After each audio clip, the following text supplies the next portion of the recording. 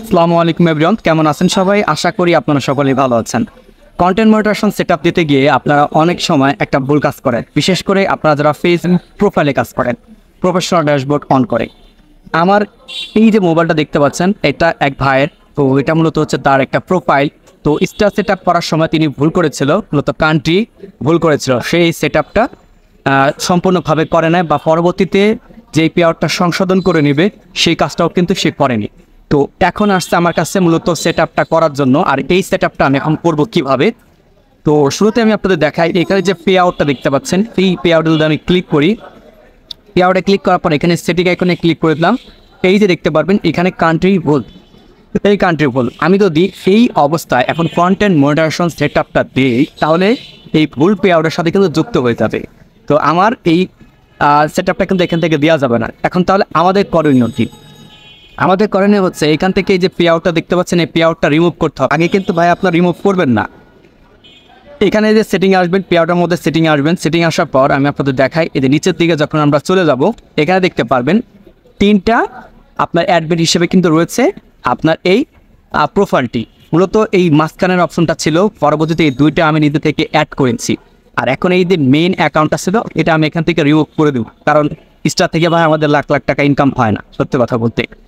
তো সেজন্য আমাদের স্টারের প্রয়োজন নাই, আমাদের কন্টেন্ট মনিটাইজেশন থেকে আর্নিংটা আসলেই হবে। যদি এইরকম আপনাদের চিন্তা ভাবনা থাকে, তাহলে আপনি আমার মতো কাজটা করতে পারেন। কাজটা কি করবো, এখন যেহেতু আমরা এই দুটো অ্যাড করেছি, মাঝখানেটা আমরা রিমুভ করি। তাহলে এইটা রিমুভ করার পর আমরা ব্যাকে চলে আসবো। তারপরে এই যে সেটআপ আছে, কন্টেন্ট মনিটাইজেশন সেটআপ, এই সেটআপটা যখন আমরা দিব, তখন আপনি দেখতে পারবেন যে নতুন একটা পে আউট আপনার নামে কিন্তু তৈরি হয়ে গেছে। তো এই জিনিসটাই আপনারা করবেন আপনাদের যাদের মূলত সমস্যা।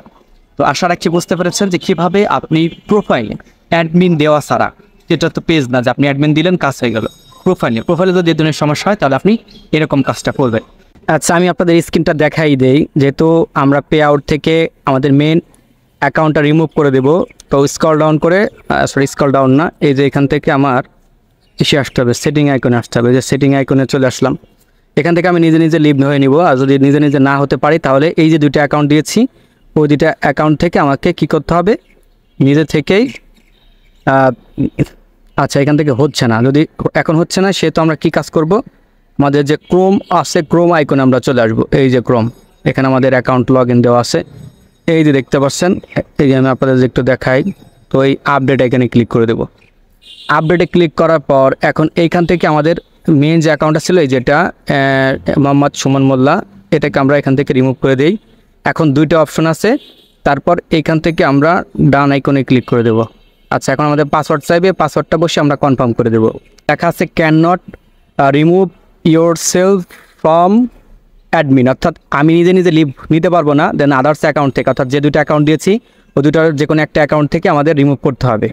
আচ্ছা দেখুন, এখন কিন্তু আমরা অন্য একটা ফোন নিয়ে আসছি, অর্থাৎ আগের যে অ্যাডমিনটা ছিল সেটা না, নতুন যেটাতে আমরা অ্যাডমিন দিয়েছিলাম সেটা। তো এইখান থেকে আমরা এই আইডিটাকে রিমুভ করে দিলাম, রিমুভ করে এখান থেকে ডানে দিলাম।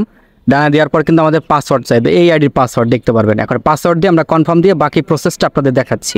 এই যে দেখতে পারবেন আমাদের ওই অ্যাডমিনটা কিন্তু নেই। আমরা চলে আসবো হচ্ছে আমাদের ফেসবুকে, এই যে ফেসবুক অফিসিয়াল ফেসবুকে চলে আসলাম। চলে আসার পর এই যেটা নিচের দিকে প্রোফাইল সেকশন, এরপর প্রফেশনাল ড্যাশবোর্ড আসার পর এখন একটু মোর ব্লার করতেছে আর কি। আচ্ছা, এই যে আমরা নিচের দিকে চলে আসবো। তো দেখতে পাচ্ছেন আমাদের এখান থেকে কিন্তু পে আউটটা নেই। এখন যেহেতু পে আউটটা নাই, তো আমরা এই যে কন্টেন্ট মনিটাইজেশন সেটআপ দেখতে পাচ্ছেন, এই সেটআপ এখন একটা ক্লিক করে দেবো। এই যে দেখতে পারবেন এখন আমার কিন্তু চলে আসছে, ফার্স্ট নেম চলে আসছে, অর্থাৎ যে নামে আমি আমার অ্যাকাউন্টটা ক্রিয়েট করবো সেটা চলে আসছে, ডেট অফ বার্থ আসছে এবং কান্ট্রি অটোমেটিক চলে আসছে। তো আমি এগুলো হচ্ছে ভোটার আইডি কার্ড অনুযায়ী করে আমি আপনাদের প্রসেসটা দেখাচ্ছি। আচ্ছা, এখানে যে ডকুমেন্টগুলো দেখতে পাচ্ছেন, আলহামদুলিল্লাহ এগুলো আমাদের সব কিছু ঠিকঠাক আছে। এখন আমরা এখান থেকে অ্যাকসেপ্টে ক্লিক করে দেবো। যখন অ্যাকসেপ্টে ক্লিক করে দেবো, তখন এখান থেকে কিছু সময় আমাদের লোড নেবে। আচ্ছা, আমরা কিছু সময় ওয়েট করি, ইনশাআল্লাহ আমাদের নতুন পে আউট হয়ে যাবে। এই দেখতে পারবেন কংগ্রাচুলেশন জানিয়ে দিয়েছে। আচ্ছা, আমি এখান থেকে একটু রিলোড করি, দেখি। এই যে দেখতে পারবেন গাইস, আমার নতুন একটা পে আউট তৈরি হয়ে গেল। স্টার আমাদের দরকার নাই ভাই, আমাদের পে আউট দরকার নাই। এই যে দেখতে পারবেন নতুন পে আউট তৈরি হয়ে গেছে, এই যে নতুন পে আউট তৈরি হয়ে গেছে। এখন যেহেতু আমি এই সেটিং আইকনে ক্লিক করব, আচ্ছা ক্লিক লাগতেছে না, এই যে সেটিং আইকনে ক্লিক করে দিলাম।